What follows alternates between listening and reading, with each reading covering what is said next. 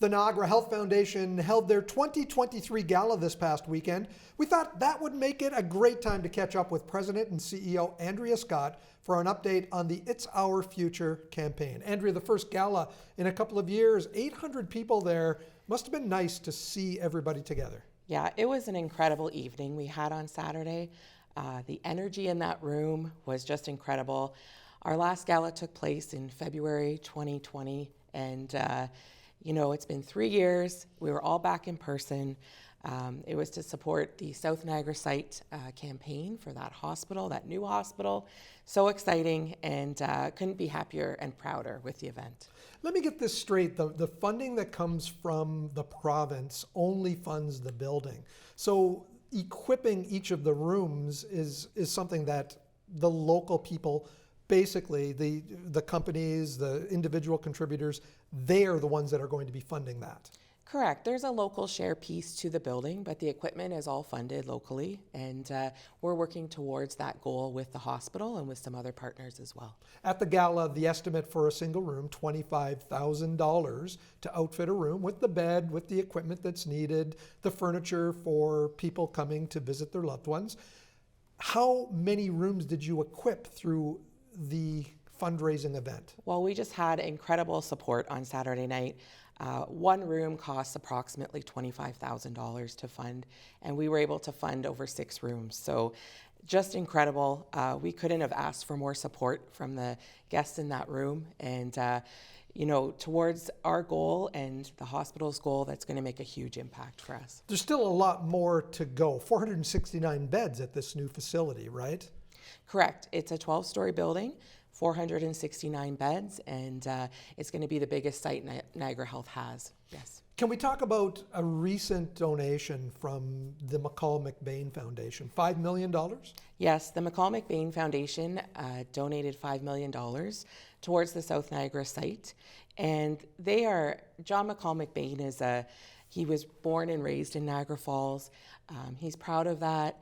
He enjoys giving back. He's a true philanthropist, and we are just so happy to have him part of this project. Part of that donation goes towards a naming at the South Niagara site, and the McBain family is going to be naming the auditorium. It's a 175-seat auditorium in the building, and that auditorium will be used to educate current healthcare workers and students and in the area and support local healthcare for us. Who else has stepped up with major donations? There's a number of them, I understand. There's a number of them. We're getting very close to our goal. We've, after announcing the McCall-McBain Foundation gift, we're just over 34 million raised. So we have many founding donors, which we celebrated Saturday night. You can also see them on our website, itsourfuture.com, and we're very proud of the community and their support so far. When are we looking at shovels getting in the ground? So we do have that date. It is in the summer. I'm going to say July. Can't share the exact date, but we're excited to have that because that'll just mark the beginning of everything on that piece of property. You'll be able to see the progress, to see that building come to life, and I think Niagara is looking forward to that. Is the foundation planning on continuing to raise funds and maybe share some of that progress with people? We are. So we're continuing to raise funds for the project. The local share has a piece that the Niagara Health Foundation and Niagara Health come together to fund. And in the early stages, we took maybe a smaller piece of that than we should have at the foundation, and we've seen such great support. We will continue to raise dollars for this project. And what that means is the piece that Niagara Health puts in becomes a little bit smaller, and those funds that they have can be used for other things on the operations side of those hospitals. Now, this new hospital is going to be transformative. I kept hearing that word Saturday night at the gala, transformative. Why that word? Well, it's going to be one of the first well-certified hospitals in Ontario, and what that means is there'll be lots of natural light. It supports nutrition and wellness, and you'll see that throughout the property and throughout the building. There's a lot of outdoor spaces, an Indigenous healing garden, many other rooftop outdoor spaces where family and patients can get outside to get that fresh air and wellness and just be supported all around. Looking at infrastructure around the area, is there a lot of work that needs to be done to accommodate this?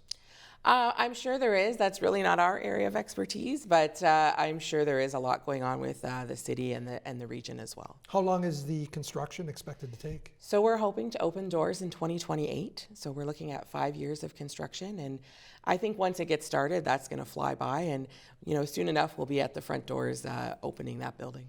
Another, I guess, transformative part of this hospital is it really is an effort to bring things up to speed as far as technology and to attract doctors back to Niagara.